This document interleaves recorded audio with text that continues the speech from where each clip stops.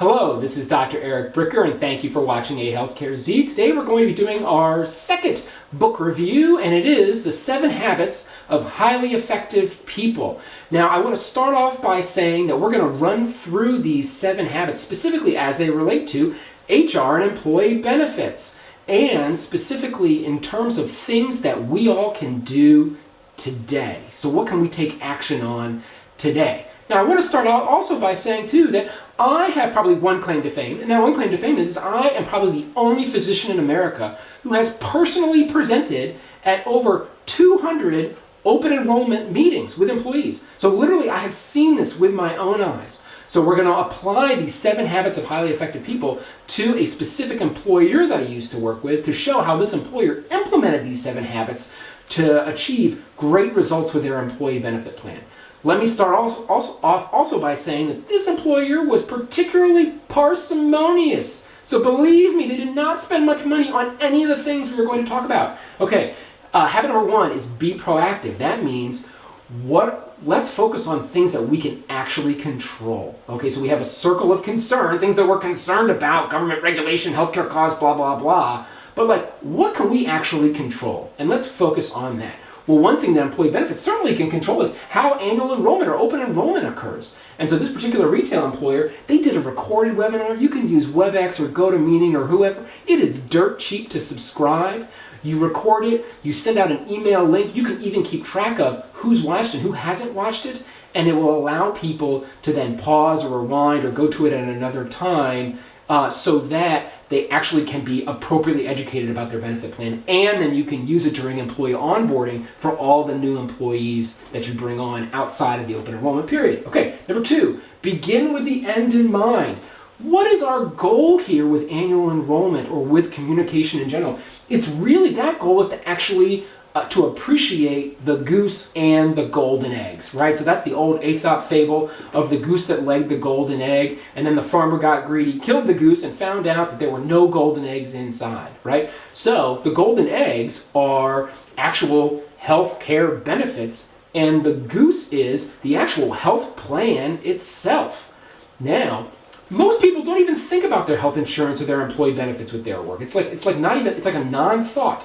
So how in the world are we going to get people to change their behavior in regards to their benefits if they don't even appreciate it? So our goal is to just appreciate the goose of the employee health plan and just appreciate the golden eggs of the actual benefits themselves. Because you're spending like $10,000 per employee per year on this. It would be such a waste for people to not appreciate that investment on the part of the employer. Okay, next up, first things first. Okay.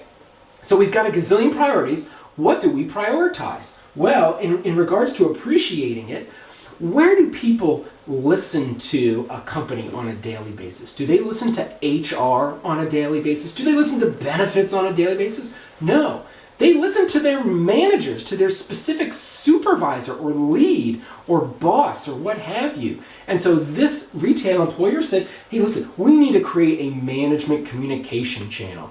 We need to, because it was a retailer, they had salespeople on the floor. They had IT people doing online sales. They had huge warehouses with people taking down huge pieces of furniture off the shelves and putting them into trucks and driving them out to homes. Okay, so they knew that they had to have a communication path out through those management structures. And so they specifically met with the leaders within those management and they said, hey, for your particular area of management, how are we going to communicate to your particular department? Okay, that's within our control. We can control that so that we don't just say, oh, well, I sent out an email from HR and nobody listened to it. No, you do it through the people that the frontline employees interact with on a daily basis, and that's their direct management. Okay, next up, think win-win, right? What do the employees and their families care about? We want them to win. We want them to win.